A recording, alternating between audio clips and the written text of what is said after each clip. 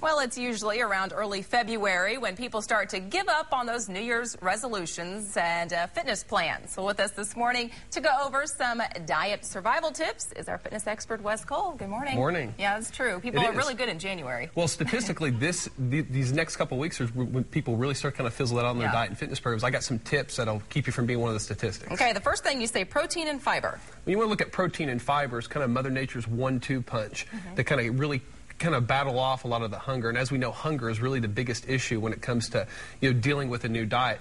Mother Nature never really intended it for us to really have to count our calories. Unfortunately, a lot of our food supply is refined, processed stuff that's these two nutrients have been stripped out. So that's why you can have a big bowl of white pasta and a couple hundred calories and not really feel full. So make sure you really base your diet around lean meats, fruits, veggies, some beans. They have a lot of protein or fiber or both, and I guarantee it'll make you keep you full. Okay, and then you say another good tip is just to work out hard. Well, there's been it's been documented well since the early 90s that high intensity exercise, especially anaerobic exercise that leaves you pretty exhausted, it has a dramatic decrease in appetite.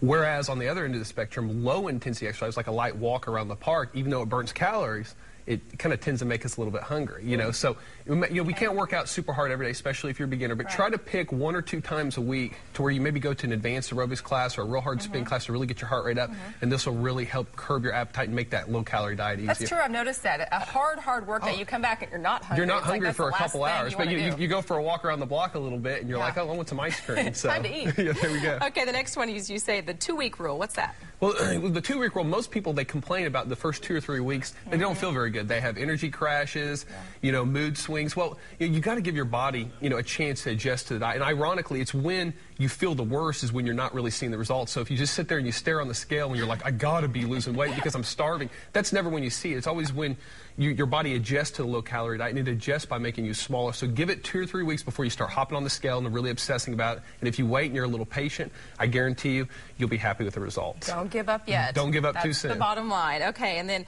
are you really hungry? We've talked about hunger, what hunger really is, and if you reduce a few hundred calories from your diet, as much as you might think that you're starving, I assure you, you're far from it.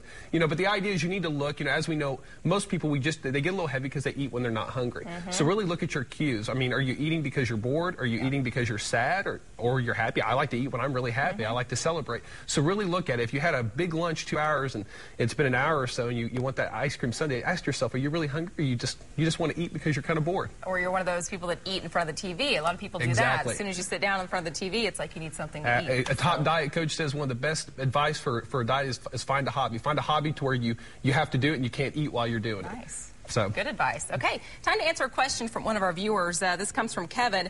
Is there a way I can do lunges even with a bad knee? Good question. Absolutely. Beth, come on out here.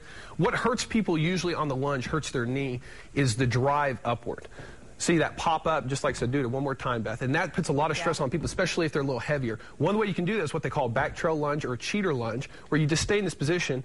And I don't really know why they call them cheater lunges, because I personally think they're a little bit harder. They make your legs burn a little bit more, but I guarantee you 3 or 4 sets of 12 to 15 reps, it'll have your butt and your quads burning, and it's just as effective as a regular lunge, and it'll take a lot of stress off. This is excellent for people that are a little bit heavier. They have a little bit more stress on their knees. Thank you, Beth. Very cool. I need to try that one. Well, if you have a question that you'd like Wes to answer, just go to the weekend morning section of our website, kjrh.com, click on the Habitual Health link, or give Wes a call, 749-0960, or visit his gym on 46th, just east of Sheridan.